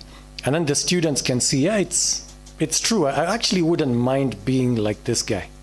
And he doesn't have those big cars or whatever, but he seems happy. So you have to find a way to help to demystify what happiness is, remove the assumptions you've been cheated. And maybe you're looking at me skeptically right now, and I understand, because you haven't been through the journey, because it sounds theoretical to you. I understand. You can't just wake up and because you had this preacher for 5 minutes, you believe. Like I said, I can't prove it to you. You have to try it out yourself. When you see that what I'm telling you is true, then you believe. So this is what we do as educators. You try and convince the students there's a better way. Give them role models of people who've done fairly well, but they're not like crazy rich, but they have everything they need. So I can do anything I want. If I decide to go for a holiday in Hawaii, I can do it. I just don't do it because I'm like, no, I think I'll get more pleasure by educating this kid from Kapio and putting them in school. I have a picture right now of 3 kids from Kapio having lunch at Strathmore.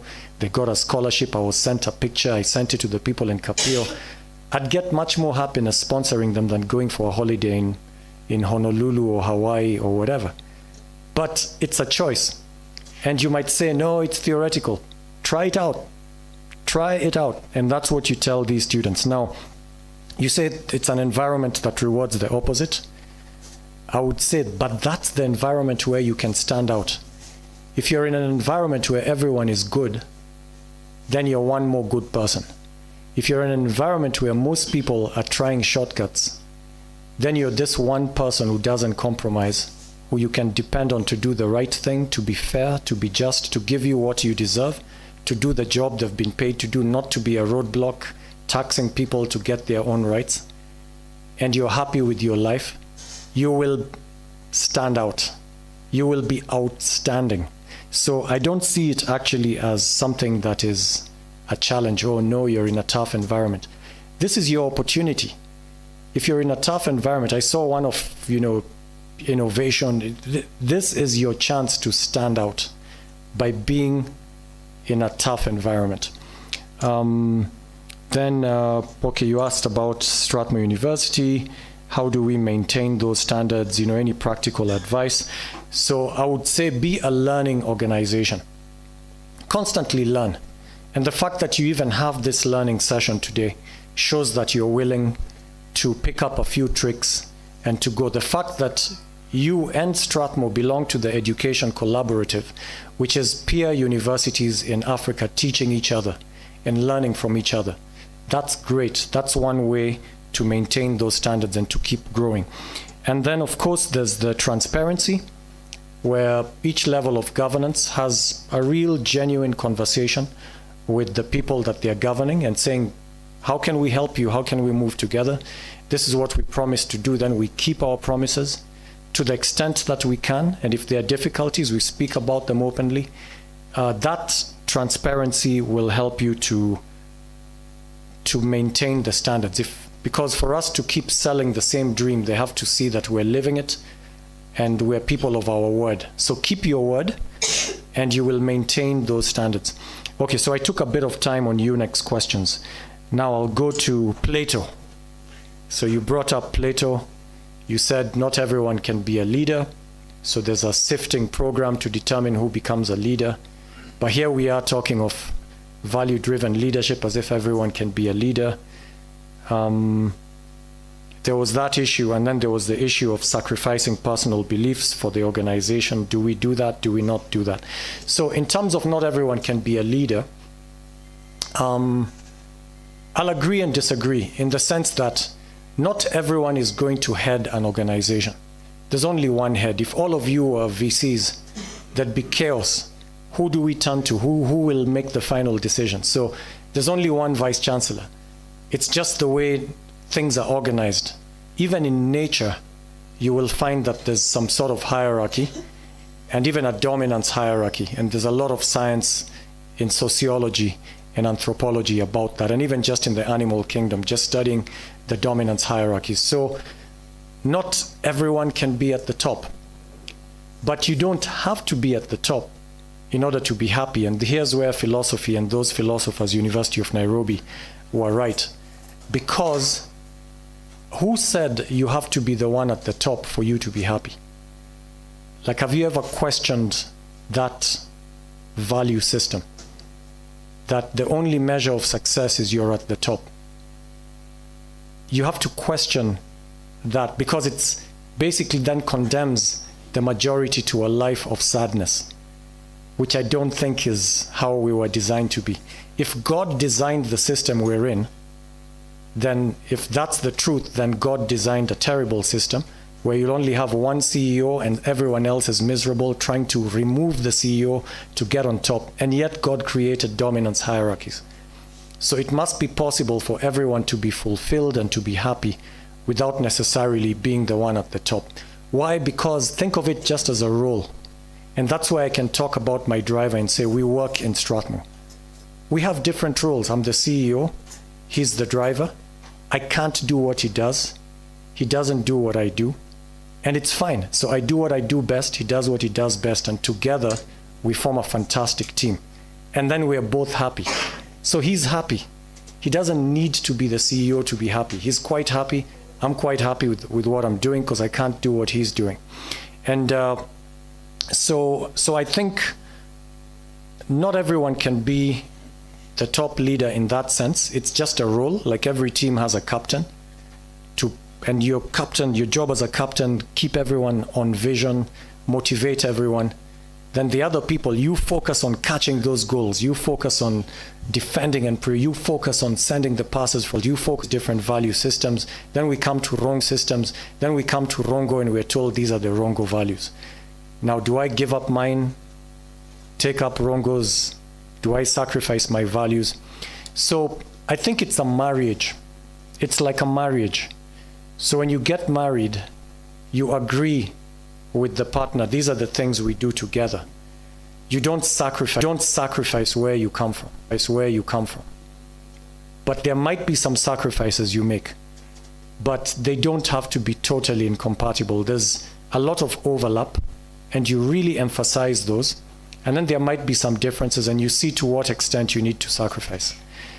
And then at some point, our paths diverge. And that's fine. So every now and then someone will come and say, I wanted you to know this before I tell anyone else, but I'm leaving Strathmore. Then I'll be like, oh, where are you headed to? Say, well, I've been given an offer to do this and that, and it's a growth opportunity for me. So I just tell them, it's these bits of news are bittersweet in the sense that we'd love to have people with, like any parent, you're glad when the birds leave the nest, that they have reached the age where they can do without you, and they're going to a big world out there, and they're going to excel, so we're happy for you. So I always express the fact that we're happy that they gave some of the best years of their life to us, and they're now moving on to something that's going to make them grow bigger and better, and that's fantastic. And they'll always be friends, they'll always come back, they'll always refer people to us, so we never lose them. They're like the alumni, they'll come back.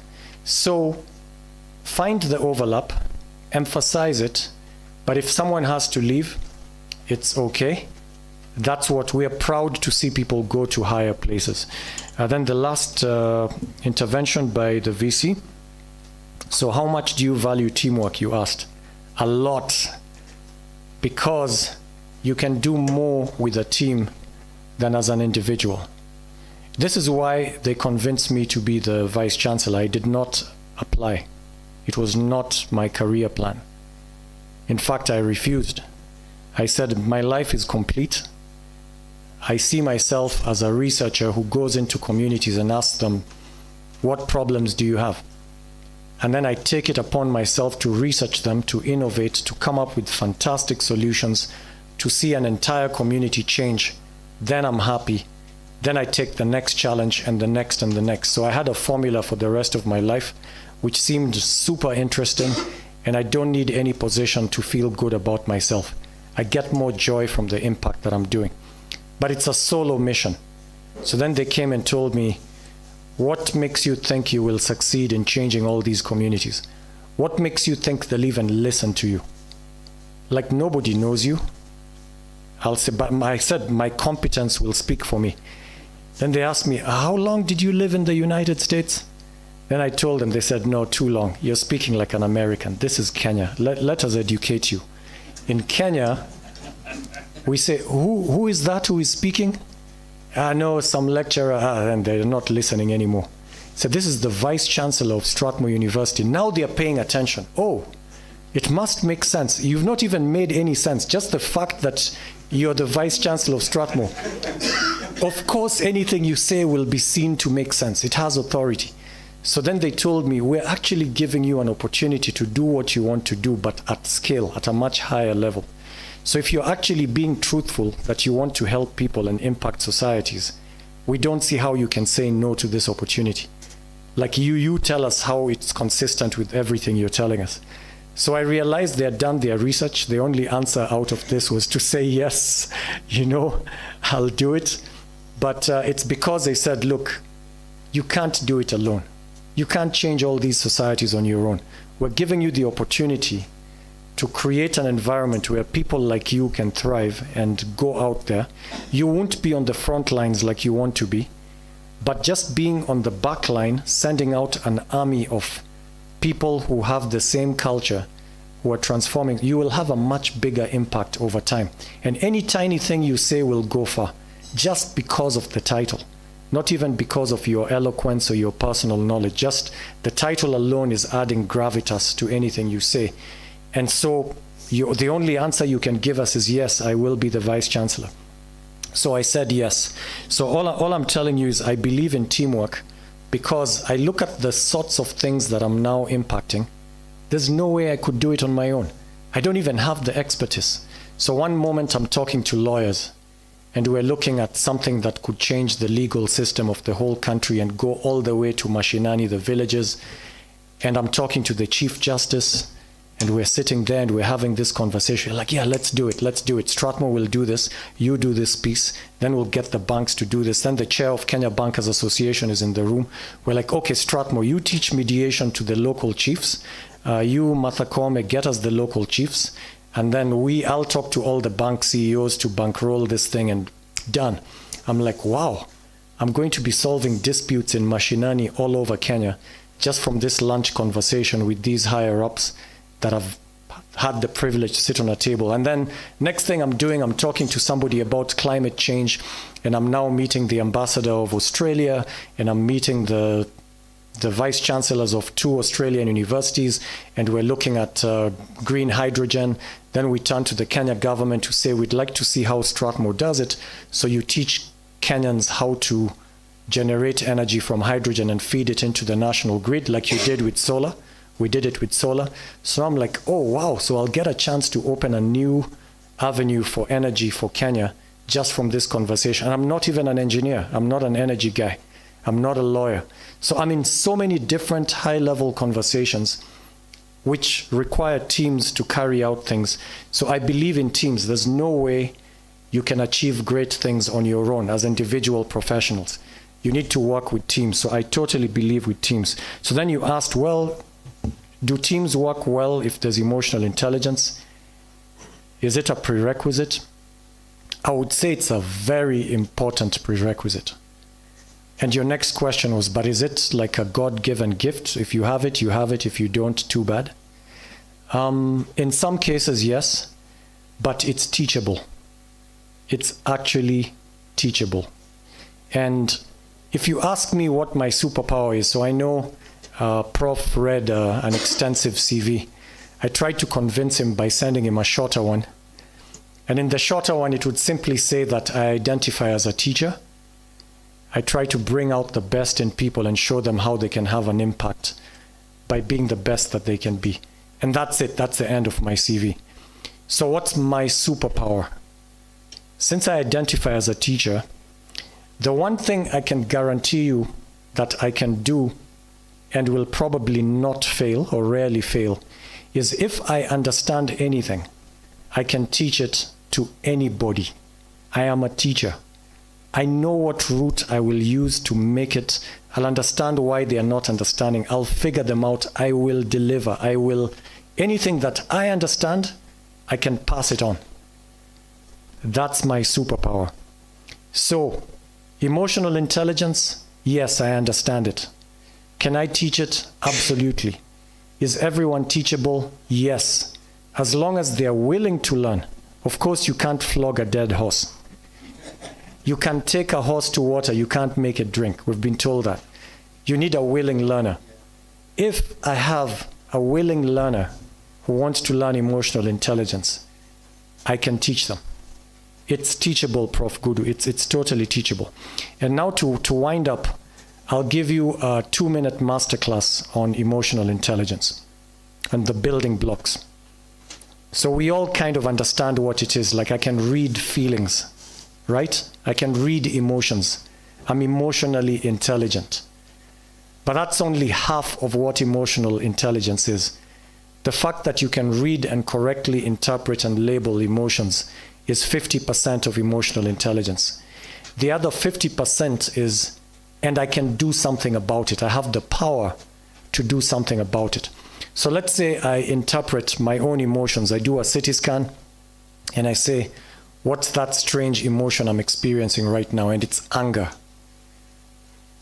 Then that's half of it. I now know what I'm going through. That's intelligent. I know. I can diagnose. A doctor who can diagnose correctly is pretty good. But they're only halfway, right? They only become excellent doctors if they can cure. So in addition to correctly diagnosing, they know exactly what you need to do to get to a better place. That's the other 50% of emotional intelligence. So I now know I'm angry. Can I stop myself being angry or decide whether I will continue to be angry? I can evaluate. I'll say, I am justified in being angry, and this anger is my fuel to do what I need to do. Then I will encourage the anger. If I see, no, I really shouldn't be angry about this, so I am excessively angry. It's annoying, but not to the extent that I'm getting angry, so I need to tone down. Can I make myself tone down? How fast can I make myself tone down? Will it take several days, a week, hours? Can I do it within minutes? Can I literally switch from being very angry to being normal in seconds? The faster I can do it, the more emotionally intelligent I am. And that's the part of control. So half of emotional intelligence is understanding what's going on, both in yourself and in others. So 25% is I understand myself. I can read myself and interpret myself and label every emotion perfectly. 25%, we take it. I can look at other people, look at the way they're behaving and reacting and everything, and I'll say, I know what's going on. That's the other 25%. That's the 50% of knowing what's going on. Now, the other 50% is ability to control. Then we start with 25%, controlling myself. I can determine what to do with that emotion and where I want to emotionally end up within seconds. At the highest level of intelligence, within a few hours, at lower and lower levels, it'll take a month for me to cool down. That's very low emotional intelligence, so you're now getting 3 out of 25. But if within seconds, I can get myself exactly where I want to get myself, 20 out of 25 for self-control. Then the last 25 is pretty hard, which is controlling other people's emotions. Like I can make an entire room, even forget an entire room, one person who is annoyed to calm down. And it won't take a week, and it won't take an hour. Maybe it'll take minutes. How the heck do you do that? That's very emotionally intelligent. You know, that's maybe 10 out of the 25. Then I can do it for a whole room of people. Gosh, you're getting to 20 out of 25. All that is emotional intelligence. Now, teamwork, people will fight each other, there'll be conflict, and you're trying to bring them all together, pull behind a certain vision. You definitely need emotional intelligence to do that, and it is teachable, so there's hope. So thank you very much. I think I'll hand over to the MC. Thank you, Dr. Vincent Ogutu.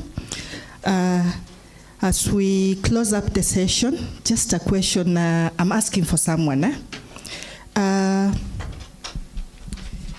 In this part of the country, when someone talks of Onyango Ogutu, then we expect an image like the man seated on my right.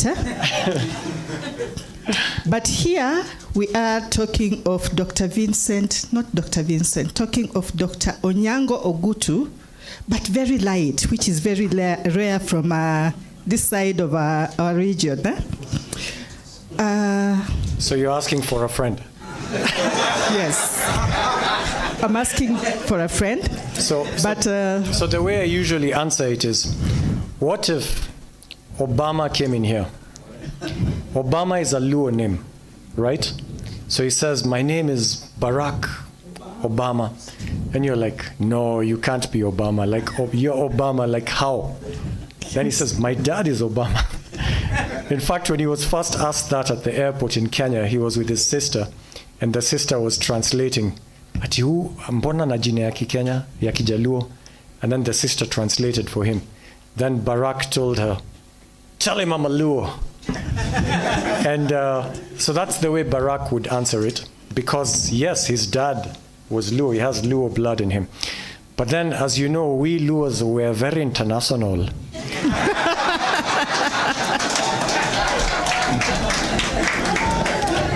We have Luopians, we have Asian Wajaluos, we have everything. So I'm part Portuguese, part Indian, and mostly African.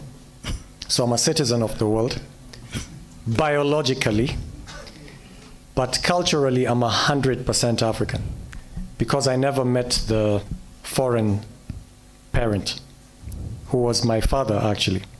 Then my mom, who's from Alego, Ulafu, got married to my dad from Migwena, Sakwa, Bondo.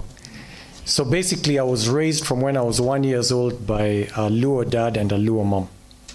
So I've grown up culturally 100% Luo, which you wouldn't know because you've never spoken with me in the Luo. To ajagueng, okunyal kuoda. Manodhoga. To kunya tugo koda. Awinje maber.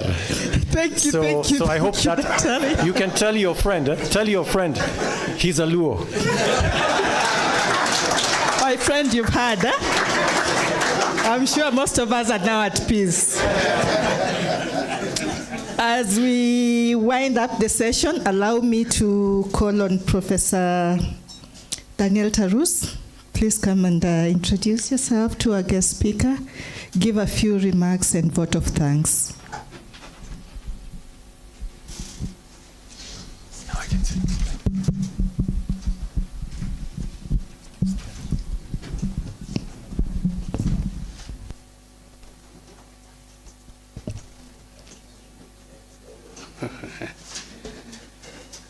Yeah, our guest speaker,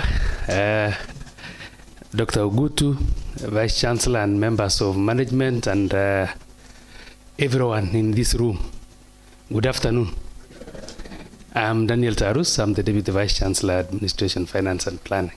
Sorry, I walked in a bit late when you had started. I had an online meeting and I've enjoyed your presentation. It's the most exciting discussion that we have had today, because really it touches the values, it touches what we want to become, and really it has landed somewhere. And I like what the Vice Chancellor said, because we build institutions like this through teamwork, and for us to have that teamwork, then our values must converge somewhere, regardless of where we come from. As you say, you are a Portuguese. I lost somewhere in India, and I lost somewhere in a Lego Soga. And you can see that you are able to bring all those values together and be able to carry a whole team. So as a university also, we have learned a lot. Really, that even as Rongo, we can put together values and make our values speak for what we want to become. So it has come at the right time. And we have been, looking forward. I wish Jane was here. She's been working on organizational culture. But today, I think the message is home. That culture is the way we do things around here. And we also know that somebody says, culture eats something for breakfast. It eats strategy for breakfast. The moment you have the right culture, then you have the rights. You have an organization that works. So, VC, thank you very much. We will, with the blessings of the VC, maybe a few people to go and see. These people that smile at... We want to see the reality. These people smiling, these students smiling. How? I'm even asking myself, how are they smiling? I want to see them smile. But it is true. I've been there a number of times. I've come severally to do some evaluation of your programs, and I've actually attended the cafeteria up there, and it is true. And I know some of us, we have been there. It is also possible to get where Strathmore is. I know already we are running together a program, the collaborative program. We would want to translate this into something that we can borrow, especially the values, because values builds organizations. We want to appreciate, most sincerely. It is one of those lectures that really get into us, and we feel like you've spoken to us as an institution. So we want to appreciate. Thank you very much. And VC, thank you for choosing Professor to come and talk to us. We are honored. We are honored. We don't take this for granted. And we want to say, bring him back again, because that is the only way we can work together. Colleagues, thank you for coming and being part and parcel of this journey. Thank you for making time. I know most of our staff are out on field attachments and teaching practice. Some have managed to come, and we really want to appreciate their coming. Everyone, thank you so much. It's an honor to have this kind of session. We want to talk to our inner souls. That way we can be able to make changes in this organization going forward. Thank you very much, and we wish you well. We'll look for you again. Thank you. I want now to, as we conclude, we do a round of applause. I don't know who will lead us. I think registrar, you can we identify somebody who can be able to give us the last. We want to really thank the speaker for the wonderful messages that he has brought to us at Rongo University. So you can get us somebody to lead us in that. You can do it yourself.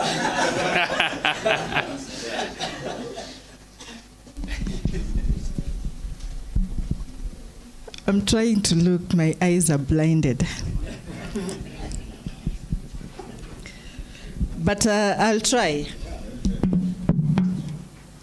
So as Dr. Halili said, let us warm our hands. And since the person who has been talking to us has been a philosopher, and the man of the home is a scientist, now we want to go science way.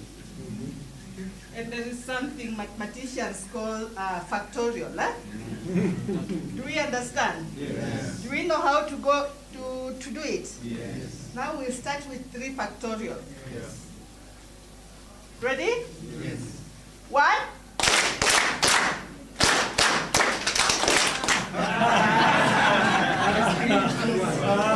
You have failed me. You have failed me. Supplementary to all of us.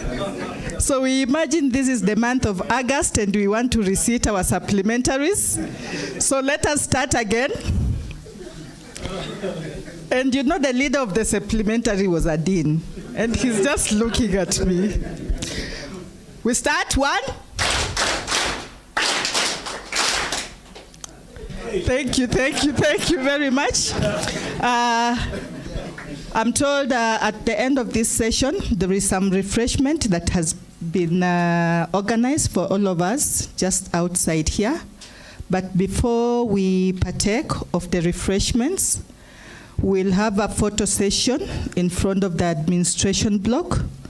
We shall be guided by the corporate communications team. Nick and Brian are here. And then as we break off from this room, Madam Damaris Anyiso, you can give us a word of prayer and pray for the refreshments outside. If I was given an opportunity to act as a VC for a second, I could have said, let us have snacks and come back the whole afternoon so that we can retain Dr. Ogutu and learn from his wisdom. Thank God I'm not the VC for that 1 second. Let us believe and pray. Our Heavenly Father, we thank you and honor your name. We thank you for the time you've given us, my Father, to sit under this roof. I want to thank you, my Father, for the impacting knowledge that has been bestowed upon us. We thank you for each and everyone that has partaken of this, O King of Glory. And we pray that, my Father, the knowledge and the wisdom that we've been